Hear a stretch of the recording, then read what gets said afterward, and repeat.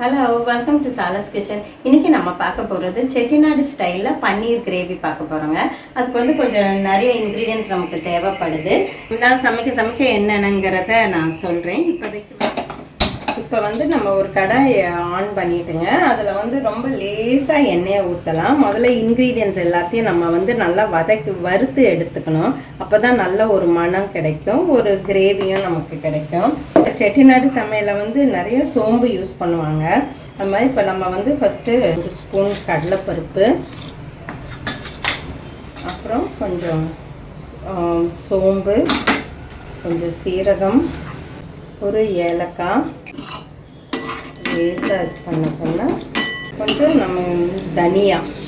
இது வந்து ஊறுங்க. பன்னீர் வந்து அது 200 கிராம் பன்னீருக்கு நம்ம இந்த அளவு சேர்க்குறோம். 3 ஸ்பூன் தனியா. கொஞ்சம் நல்லா வாசம் வர வரைக்கும் வருங்க. இதுலேயே நம்ம வந்து வெங்காயத்தையும் சேர்த்துக்கலாம். வெங்காயம் வந்து லேசாக வதக்கினா போதும். அடுத்து ஒரு கப் தேங்காய் என்ன பண்ணுங்கள், உங்களுக்கு டைம் கிடைக்கும் போது தேங்காய் வந்து துருவி நீங்கள் ஃப்ரீசரில் போட்டுட்டிங்கன்னா வேணுங்கும் போது டக்குன்னு எடுத்துக்கலாங்க. இது வந்து துருவின தேங்காய். இது ஒரு ஃபியூ செகண்ட்ஸ் வதக்கினதுக்கப்புறம் தக்காளியும் நம்ம அரைக்க போகிறோம். வதக்கும் போதே அவ்வளோ ஒரு வாசம் நல்லா இருக்குங்க. இந்த தனியா சோம்பு வாசம் ப்ளஸ் தேங்காய் வாசம் இதெல்லாம் நல்லா இருக்குது. இப்போ நம்ம அடுப்பை வந்து ஆஃப் பண்ணிடலாம். இப்போ இந்த வதக்கினதை நல்லா ஆறட்டுங்க. இப்போ நம்ம வந்து பன்னீர், குடமிளகா, வெங்காயம் இதெல்லாம் வதக்கிக்கலாங்க. அதுக்கு என்ன பண்ணியிருக்கேன்னா, இங்கே கொஞ்சம் எண்ணெய் ஊற்றிருக்கேன். எண்ணெயோடு நம்ம கொஞ்சம் பட்டரு சேர்த்துக்கலாம். பட்டரு சேர்க்கும் போது நல்ல ஒரு ஃப்ளேவரும் இருக்கும், நல்ல ஒரு டேஸ்ட்டும் இருக்கும். ஆனால் வெறும் பட்டராக சேர்க்காதீங்க, எண்ணெயோடு கொஞ்சம் பட்டர் சேர்த்துக்கோங்க. அப்போ தான் அது நல்லாயிருக்கும்.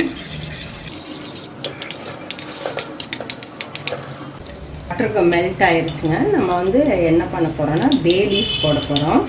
அதோட பட்டை, வெங்காயம் பாருங்கள், இதை நல்லா இந்த மாதிரி பொடியாக நறுக்கிக்கோங்க. அப்போ தான் நமக்கு நல்லா அந்த ஒரு கிரேவி கிடைக்கும்.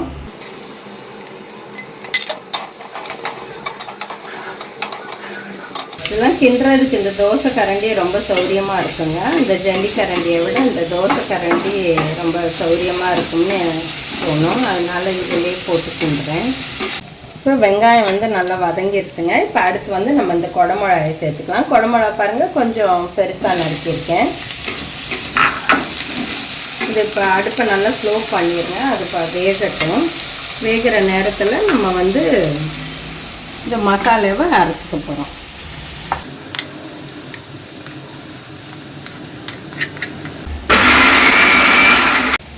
நம்ம நல்லா அரைச்சாச்சுங்க. அரைச்ச கிரேவியை அதில் போடுறேன். போட்டு வதக்கணும். இப்போ இந்த கிரேவிக்கு வந்துங்க நம்ம ப்ளெயின் சில்லி பவுடர் சேர்க்குறோம். காரத்துக்கு ப்ளெயின் சில்லி பவுடர் சேர்த்தோம்னா நல்ல ஒரு கலர் கிடைக்கும். அப்புறம் தேவையான அளவு உப்பு.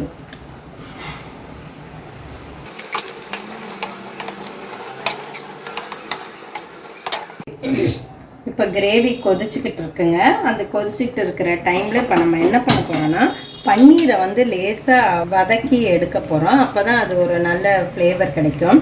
இப்போ இந்த பேனில் வந்து நான் கொஞ்சம் எண்ணெயும் பட்டரும் போட போகிறேங்க. சும்மா கொஞ்சம் போட்டால் போதும். பன்னீர் சேர்த்து வதக்கிக்கலாங்க. நீங்கள் பன்னீர் வந்து வாங்கும் போது என்ன பண்ணுங்கள், வாங்கினதுக்கப்புறம் நல்லா ஒரு தடவை கழுவிடுங்க.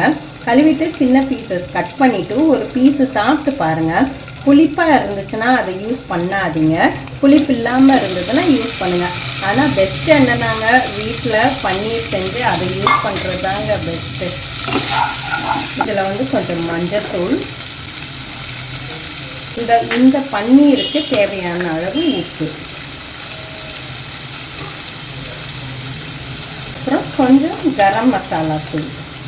இது வந்து ஹோம்மேட் கரம் மசாலா தூளுங்க. இது கொஞ்சம் சேர்த்திங்கன்னா அதுவும் நல்ல ஒரு ஃப்ளேவர் கிடைக்கும். போட்டு இது வந்து ஒரு நிமிஷம் வதக்கினா போதுங்க. ரொம்ப வதக்கினீங்கன்னா ஒரு ரப்பரியே ஆகிடும்.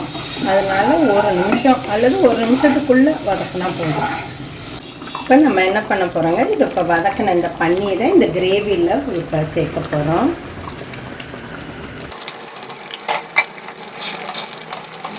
சேர்த்துட்டு ஒரு நிமிஷம் கொதிச்சா போதுங்க. ஏன்னா கிரேவிலாம் நல்லா கொதிச்சிருச்சு, எல்லா பச்சை வாசமும் போயிருக்கும்.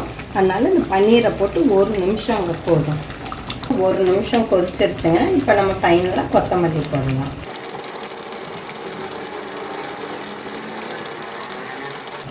அவ்வளோதாங்க, நம்மளோட செட்டிநாடு பன்னீர் கிரேவி ரெடி ஆயிடுச்சு.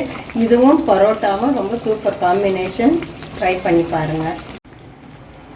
இந்த செட்டிநாடு பன்னீர் கிரேவிங்க இப்போ நான் பண்ண வீடே மணக்குது.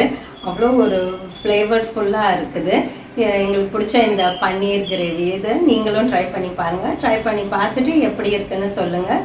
மீண்டும் உங்களை அடுத்த ரெசிபியுடன் சந்திக்கிறேன். அதுவரை உங்களிடமிருந்து விடைபெறுவது உங்கள் விசாலாட்சி.